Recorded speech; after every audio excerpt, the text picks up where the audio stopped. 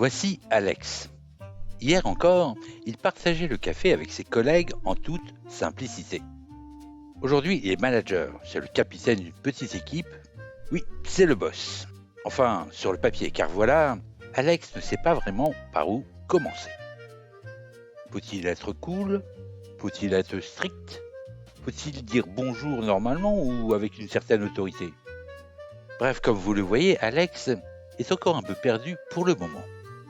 Il sait pourtant que très vite, sans cadre, c'est le bazar. Chacun fait ce qu'il veut, comme il veut et quand il veut. Résultat, des frustrations, des non-dits, des malentendus, et un Alex au bord de la crise, à courir après le temps, les gens et parfois son calme. Manque de cadre relationnel et organisationnel sévère.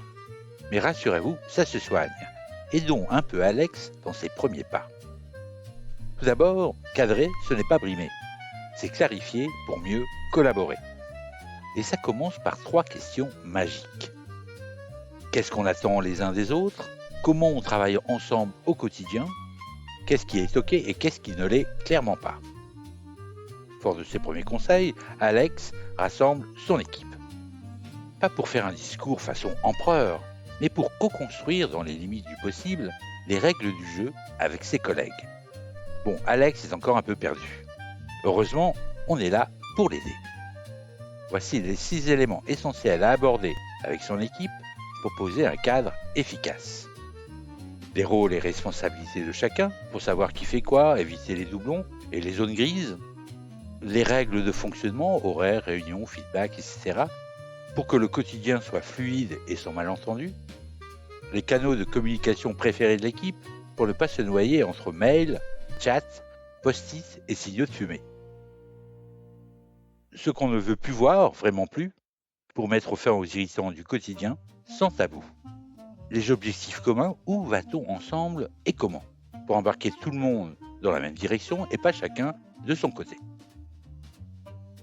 Et finalement, les comportements et valeurs attendus dans l'équipe, pour créer un climat sain, respectueux et motivant. Et tout ça posé calmement, avec clarté et humanité par Victor. Sans jargon RH, sans discours pompeux, juste avec du bon sens, dans une relation vraie et transparente. Résultat de ce cadrage, moins de flou, moins de tension, plus de cadrage, de confiance et de cohésion. Même Gérard, le bougon de l'équipe, commence à sourire et à adhérer, timidement encore, il est vrai. Il faudra du temps, de la répétition, de la patience, de la persévérance pour aligner les objectifs et faire collaborer tout ce petit monde. Comme vous l'avez compris, manager, ce n'est pas faire plaisir à tout le monde. C'est poser un cadre clair et partagé pour que chacun trouve sa place et que l'équipe avance ensemble en connaissant les règles du jeu. Bref, cadrer, c'est libérer et donner de la visibilité à chacun. Un bon cadre, c'est comme un bon GPS. Ça ne fait pas tout, mais ça évite de se perdre. Pensez-y et surtout, osez poser le cadre. Merci de votre attention et à bientôt.